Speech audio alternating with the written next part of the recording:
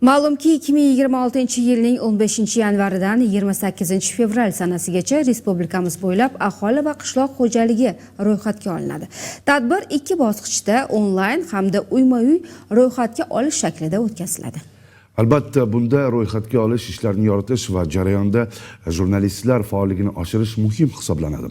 Shu munosabat bilan bugun bir guruh ommaviy axborot vositalari vakillari uchun kadrlar malakasini oshirish va statistik tadqiqotlar institutida seminar treyning tashkil etildi.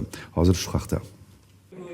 Aholi va qishloq xo'jaligini ro'yxatga olish mamlakatimiz uchun dolzarb statistik ma'lumotlarni taqdim etadigan eng yirik tadbirlardan biridir. O'zbekistonda so'nggi aholini ro'yxatga olish 1989-yilda o'tkazilgan bo'lib, 2026-yildagi 45 kunlik jarayon mustaqil O'zbekiston tarixidagi ilk keng ko'lamli tadbir hisoblanadi. Mazkur ro'yxatga olish tadbirlari aholining soni, yashash sharoiti, bandlik darajasi va qishloq xo'jaligi resurslari haqida aniq ma'lumotlarni olish imkonini beradi. Bevosita ommaviy axborot vositalarini o'zlari ham, demak, O'zbekiston Respublikasining fuqarosi sifatida ushbu tadbirda ishtirok etishlari kerak. Treningdan maqsad, demak, birinchi navbat xalqimizga yetkazish bo'lsa, ikkinchi maqsadimiz bu ushbu ommaviy axborot vositalarida ishlovchi xodimlarning o'zlarini shu tadbir to'g'risidagi ma'lum bir savollarga javob berish hamda tadbir bo'yicha fikrga ega bo'lishlarini ta'minlash. Ro'yxatga olishdagi ma'lumotlar respublikamizning ijtimoiy, demografik va iqtisodiy siyosatini ishlab chiqish hamda hududlarni barqaror rivojlantirish, aholi turmush sifatini oshirishga xizmat qiladi. Aniq tahlillar va statistik ma'lumotlarga ko'proq murojaat qiluvchi jurnalistlar va media vakillari uchun mazkur jarayonda yetarli bilim hamda ko'nikmalarga ega bo'lish talab etiladi.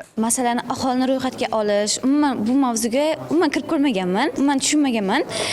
Bugun shu onlayn qanaqa olinadi? Birinchidan shu tahlil qilish kerak, olib chiqayotgan material qanaqa material, u ertaga qanaqa vaziyatlarga olib kelishi mumkin, hammasini tekshirib ommaga olib chiqishi lozim. Ma'lumot uchun ro'yxatga olish ishlari 15-yanvardan boshlanib 28-fevralgacha davom etadi. Dastlab 15 kun davomida ro'yxatga olish elektron tarzda my.gov.uz sayti orqali amalga oshiriladi. Elektron ro'yxatdan o'tmagan xonadonlar qolgan 30 kun ichida mahalliy tiligi tomonidan maxsus planshetlarda ro'yxatga olinadi. Xizmat ko'rsatish mutlaqo bepul va shaxsiy ma'lumotlar xavfsizligi qonun bilan himoyalangan. Mirzo Rustam Bekov, Obut Yoqubov, Hudud informatsion dasturi uchun.